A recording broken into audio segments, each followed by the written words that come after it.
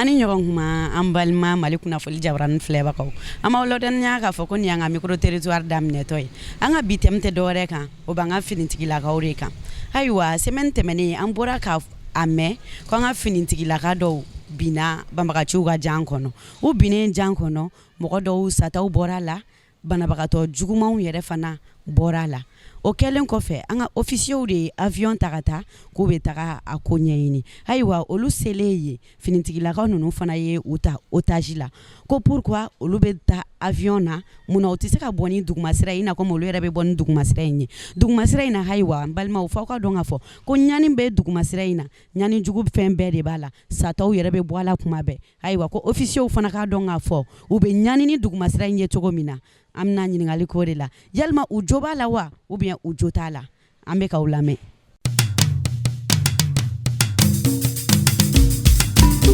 Kuma tɔnɔ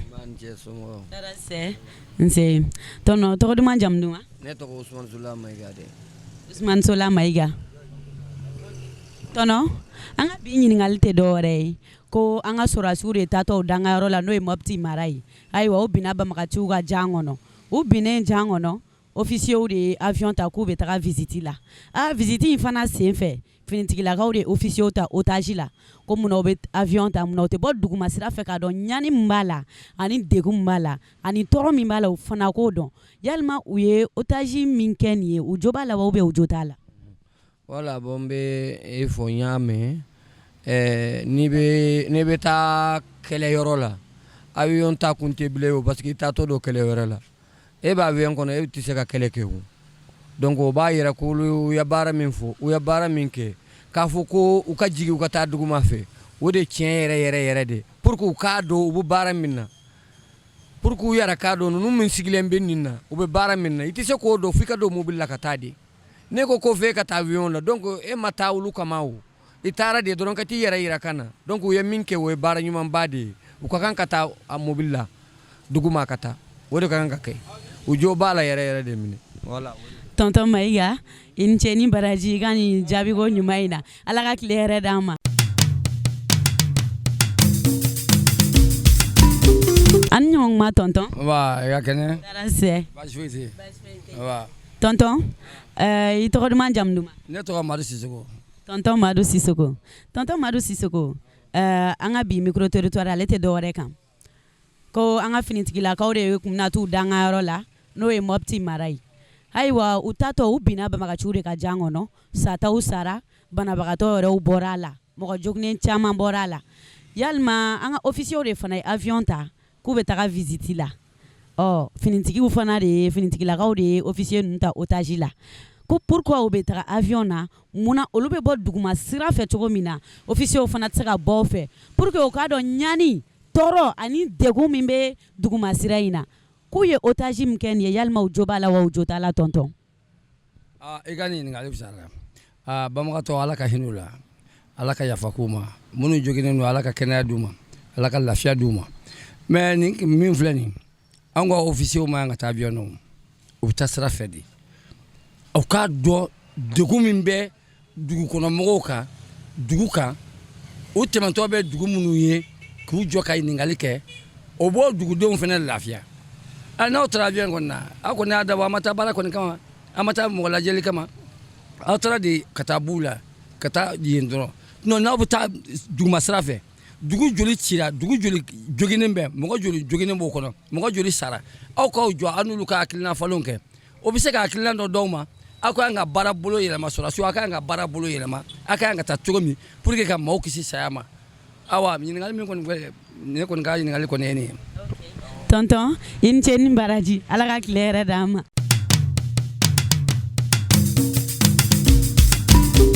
an ni ɲɔgɔn kuma tonton. Wa an ce.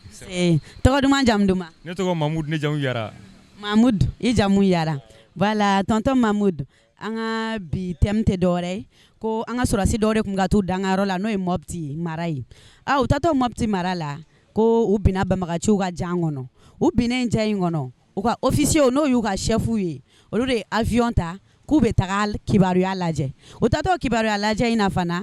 tentigiw de fana y'u ta otage la ko mun de la u b'olu bila duguma sira fɛ u yɛrɛ bɛ avion ta ka taa pour que u fana ka bɔ ni dugumala in ye k'a dɔn degun ni ɲani min b'a la u fana k'a ye yalima u jo bɛ otage in na wa u jo t'a la. non u jo don walahi u jo don parce que don o don olu de bɛ taa tɔrɔkɔ la olu de b'a ɲɛ dɔn n'i y'a mɛn o ye officier ninnu minɛ tan parce que u jo don parce que don o don officier ninnu olu bɛ yan olu bɛ taa avion na olu bɛ dɔn fɛn mɔgɔ dɔn ninnu u ka finitigi denmisɛnnin ninnu olu bɛ taa duguma sira fɛ donc u jo don u ye minɛli kɛ vraiment u jo don yɛrɛ de parce que ni zena u fana bɛna dɔn ko degun bɛ fɛn min na u bɛɛ bɛ segin duguma sira fɛ o la siɲɛ wɛrɛ u tɛ segin a ɲɔgɔnna wɛrɛ kan. merci ok ala ka tile yɛrɛ d'an ma.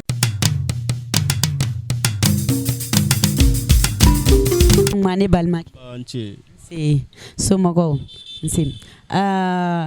dɔwɛrɛ tɛ i tɔgɔ duman jamu duman. moi c'est Dramane Dambélé. Dramane Dambélé ko an ka finitigilakaw u kun bɛ ka t'u da an ka yɔrɔ la n'o ye Mopti mara ye ayiwa u tatɔ u binna banbagaciw ka jan de kɔnɔ sataw sara banabaatɔw yɛrɛ bɔra a la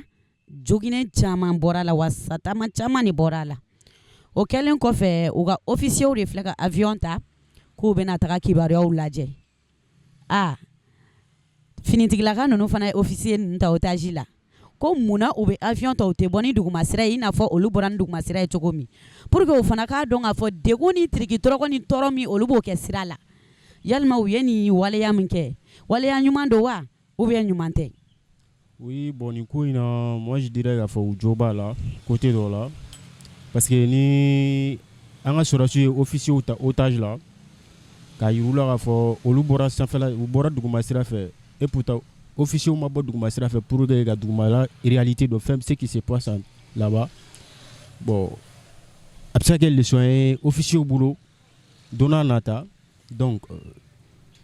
désormais n'u bɛ taga nord la u ka passer duguma sira fɛ pour que k'a dɔn fɛn min bɛ yen nɔ danger min bɛ yen nɔ réalité min bɛ dugumala la pour que ka précaution ta pour que o kow kɛlɛ quoi. ouais. merci ala ka tile yɛrɛ d'an ma.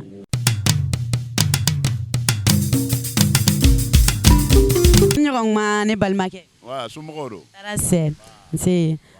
tɔgɔ duman jamu duman. ne tɔgɔ ye Adama Samake. tonton Adama Samake an ka ɲininkali tɛ dɔwɛrɛ ye k'an ka finitigilakaw de tun bɛ ka t'u da an ka yɔrɔ la n'o ye Mopti mara ye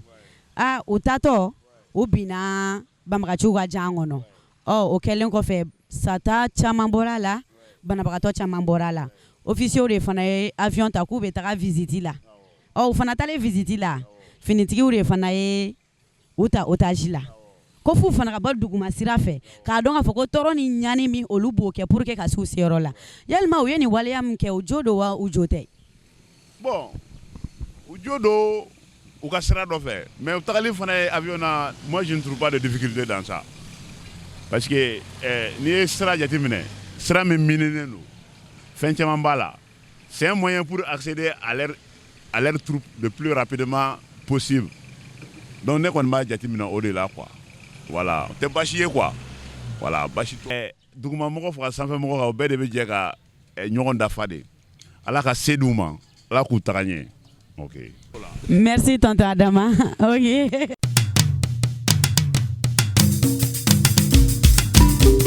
an ɲɔgɔn ma ne balimakɛ. wa n balimamuso hɛrɛ bɛ yan. taara sɛ tɔgɔ duman jamu duman. bon ne n tɔgɔ sɛbɛ Cheikh Sian Sumunu ye ka bɔ Bamakɔ. ok n balimakɛ an ka ɲininkali tɛ dɔwɛrɛ ye ko an ka finitigiw de tun bɛ ka t'u da an ka yɔrɔ la n'o ye Mopti mara ye u tatɔ yen nɔ u binna banbagaciw ka jan kɔnɔ sataw bɔra a la banabaatɔw fana bɔra a la officiers de fana ye avion ta k'u bɛ taga visite la finitigilakaw fana ye officiers ninnu ta otage la ko pour que u bɛ avion ta munna u tɛ bɔ duguma sira fɛ i n'a fɔ olu fana bɛ bɔ duguma sira fɛ cogo min na pour que k'a dɔn ɲani ni sɛgɛn min bɛ sira in na ayiwa u ye nin waleya min kɛ yalima u jo don wa ou bien u jo tɛ. bon n balimamuso vraiment i ye kuma tɛngun na vraiment a diyara n ye a bɔra ma an ka finitigilakaw ye an ka officier minnu ta otage la an ka finitigilakaw u jɔ don bi u jɔ don sini parce que dɔ tɛ se ka gulɔ min dɔ ko o ŋanaŋanakan fɔ tɛni ye fɛn jumɛn ye tɛni ye ko jɛlen de ye quoi a ye don tɛni na a bɛ donna an ni na a ka nafolo n'a ka fɛn bɛɛ de quoi bon donc aw taara ka taa avion na ka taa tentigilakaw kama k'a bɛ taa ka t'u ɲininka sisan ka taa a lajɛ n'a sɔnna bɛ cogo min na n'u y'aw ta otage la o jo b'a la bi o jo b'a la sini pourquoi u tɛ se ka taa duguma sira fɛ u ka sira gɛlɛya ni sira nɔgɔya dɔn ani mɔgɔw bɛ ɲani min na dugu in kɔnɔna la vraiment u y'a kɛ bi a ɲana a diyara ne ye a bonyara ne ma ni ɲininkali min bɛ fɛ ne balimamuso i bɛ se k'a fɔ n b'i jaabi tuguni. ɲininkali banna i ni ce merci bonne journée.